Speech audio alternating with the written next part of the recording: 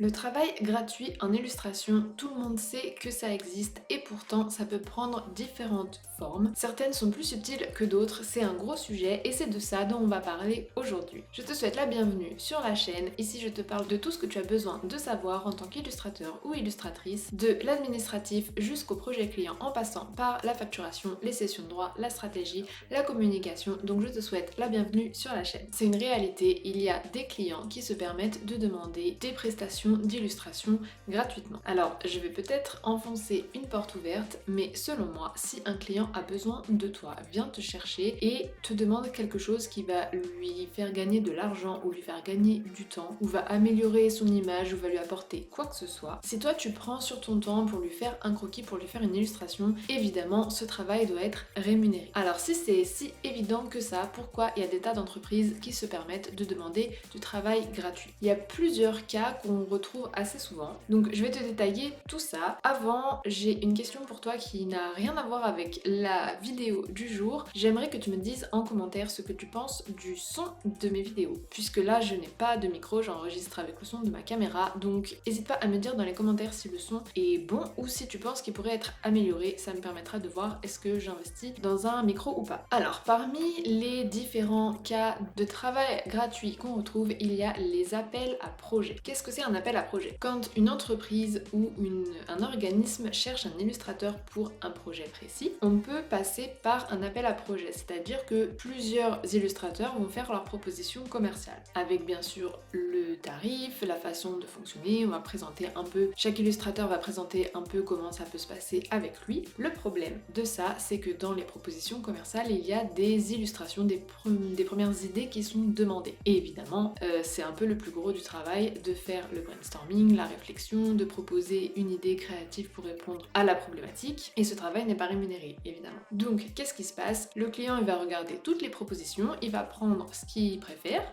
l'idée qu'il préfère, et le freelance le moins cher, et il va lui dire, on te prend toi, mais tu fais cette idée-là. Alors, je caricature, bien sûr, c'est pas aussi évident que ça, mais dans les faits, c'est ce qui se passe. Ça peut arriver aussi dans un cas où tu discutes avec un client et que le client voudrait travailler avec toi, que le client te demande un premier croquis rapide pour voir qu'est-ce que ça va donner. Pourquoi il te demande ça? Parce qu'il ne veut pas signer avec toi s'il n'est pas sûr que ça va lui plaire, tout simplement. Le problème de ça, c'est que toi tu vas passer une heure ou deux, voire une demi-journée ou une journée sur quelque chose à lui montrer pour le convaincre, sans savoir si tu vas être payé ou pas. Une journée de travail, ça peut représenter 300 € et ça, c'est de l'argent sur laquelle tu t'assois si tu fais un premier croquis gratuit. Après, tu peux très bien faire un premier croquis pour le client, mais lui préciser que c'est quelque chose qui doit être rémunéré. Moi, c'est ce que je fais à chaque fois quand on me dit est-ce que dans la proposition commerciale il y aura un premier croquis, je dis ah bah si vous voulez, je peux vous faire un premier croquis et puis comme ça si on travaille ensemble, c'est déduit de la facture finale. Donc comme ça le client comprend que ok, je vais faire un premier croquis mais ce sera un croquis qui sera payé et donc du coup bah, le client il dit bah finalement non,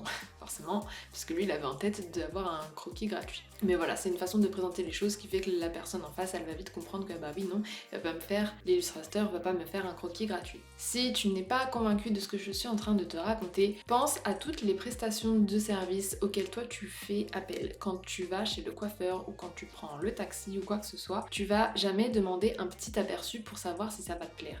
Par exemple, si tu vas chez le coiffeur, tu vas regarder des photos sur le Instagram du coiffeur pour voir ce qu'il a déjà fait et ça va, ou un tatoueur ou tout ce genre de choses. Tu vas voir est-ce que c'est quelque chose qui me convient, qui me parle, est-ce que j'ai envie d'aller chez ce coiffeur ou pas, mais tu vas pas dire est-ce que vous pouvez me faire une simulation de je sais pas quoi sur mes cheveux ou qu'est-ce que ça va donner mon tatouage. À aucun moment en fait on demande un premier truc gratuit. Donc pourquoi on ferait ça à nous en tant qu'illustrateur? Il y a absolument aucune raison. Une troisième façon que les clients ont de demander du travail gratuit, c'est de proposer de payer avec des cadeaux. Si jamais tu te retrouves dans cette situation, ce que je te conseille de faire, c'est de quand même toi dans ta tête faire ton devis et regarder combien tu aurais demandé pour la prestation. Si par exemple tu arrives à un devis à 1 200 €, tu regardes est-ce que ce que le client t'offre comme cadeau, ça représente 1 200 €. Il n'y a pas beaucoup de cadeaux qui représentent 1 200 €. Donc après, si ça le vaut, tu peux décider ou non, ça peut potentiellement t'intéresser le cadeau en tant que tel, mais il faut quand même te poser la question, faut pas que tu te dises bon d'accord parce que j'ai vraiment envie de te faire ce projet. Moi, à moins qu'on me propose, on m'a jamais proposé de cadeau, mais à moins qu'on me propose un cadeau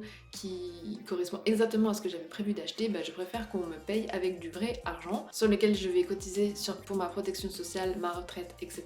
Et ensuite avec cet argent, eh ben, j'achète ce que je veux. Et la dernière chose, chose évidemment, c'est d'être payé en visibilité. Je pense que ça, on a tous eu droit un jour à je vous paye en visibilité. En théorie, c'est pareil, ça peut être intéressant si tu fais un projet gratuitement et que ce client te rapporte 10 clients qui ensuite vont te rémunérer. Ça, évidemment, que ça peut éventuellement se discuter. Sauf que dans les faits, le client, il a rien du tout à te proposer comme visibilité. Il va pas parler de toi dans sa newsletter pendant un mois. Il va pas faire 3 posts sur son LinkedIn ou son Insta. Il va pas t'envoyer des clients. En fait, il va juste publier l'illustration que tu auras fait pour lui. Et ça, dans tous les cas, ça serait arrivé puisque c'est ton travail tout simplement de lui faire des illustrations qu'il va diffuser derrière. Et c'est justement ça qui est censé être rémunéré. Travailler gratuitement en tant qu'illustrateur, c'est un cercle vicieux sur plein d'aspects. Déjà toi, si tu développes ton réseau avec des personnes qui veulent pas te payer, et ben ces personnes dans son réseau, elles ont pas forcément des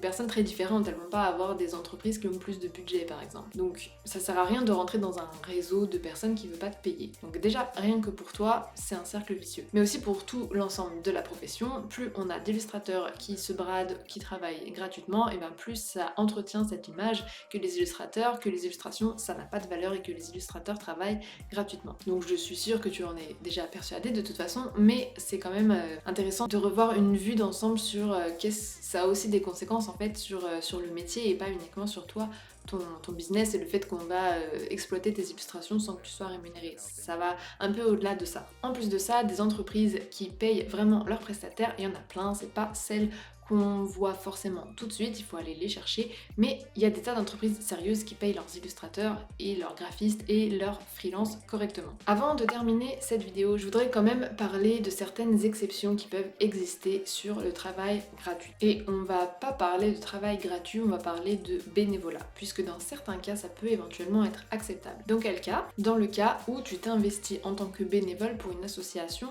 par exemple. Les associations, c'est comme ça qu'elles fonctionnent. Il peut y avoir des salariés, mais la plupart des personnes qui s'investissent dans l'association sont bénévoles. C'est leur fonctionnement, puisque généralement, c'est des associations à but non lucratif, c'est pas des entreprises. Donc, ça peut être intéressant de, toi, accorder du temps à une association qui te tient à cœur, oui, qui défend une cause qui te tient à cœur. Je pense notamment à l'écologie, le féminisme et tout ça. Je sais que c'est des thèmes qui parlent beaucoup aux illustrateurs, donc ça peut être intéressant de toi t'investir en tant que bénévole pour ce genre de choses. Le problème, c'est que c'est des choses que tu peux te permettre de faire si à côté tu as des clients qui te payent et que tu as le temps de travailler sans être rémunéré. Tu dois avoir une bonne balance en fait. Tes projets rémunérés doivent te permettre en fait de faire ça à côté. Si tu fais que du bénévolat, ça va remplir ton portfolio, mais bon, au bout d'un moment, si tu gagnes pas d'argent, ça va pas pouvoir fonctionner. En parlant de remplir ton portfolio, c'est aussi quelque chose que tu peux faire au début de ton activité. Si vraiment tu n'as jamais travaillé avec aucun client, ça peut être intéressant de proposer tes services gratuitement pour remplir ton portfolio, te faire la main, découvrir comment ça se passe un projet. Mais si tu fais ça, il faut quand même que tu choisisses une entreprise, que ce soit toi qui choisisses l'entreprise. Si une entreprise vient vers toi en te disant j'ai besoin de ci, ça, là il faut pas dire ah bah oui et puis je vous le fais gratuitement parce que moi je débute et il faut que je remplisse mon portfolio. Si l'entreprise elle a besoin de toi, il faut qu'elle te paye. Mais si toi tu veux remplir ton portfolio avec un projet, et dans ce cas-là tu peux être force de proposition auprès de quelqu'un. Mais évidemment, je l'ai déjà dit sur cette chaîne, privilégie des organismes à but non lucratif, ne va pas démarcher une énorme boîte qui va se faire énormément d'argent sur ton dos. Il faut vraiment que tu choisisses un projet qui, toi, te permet de faire un projet dans ton portfolio, mais qui va pas non plus... Il faut pas que l'entreprise, elle t'exploite en face. Si tu as aimé cette vidéo et ce type de conseils, je vais beaucoup plus loin dans ma newsletter. Je te mets ça dans la description, n'hésite pas à regarder. C'est une newsletter qui est spécialement conçue pour les métiers de l'illustration. Tu peux aussi regarder la vidéo qui s'affiche ou aller voir sur ma chaîne, j'ai plein d'autres vidéos pour les illustrateurs. Quant à moi, je te dis à jeudi prochain.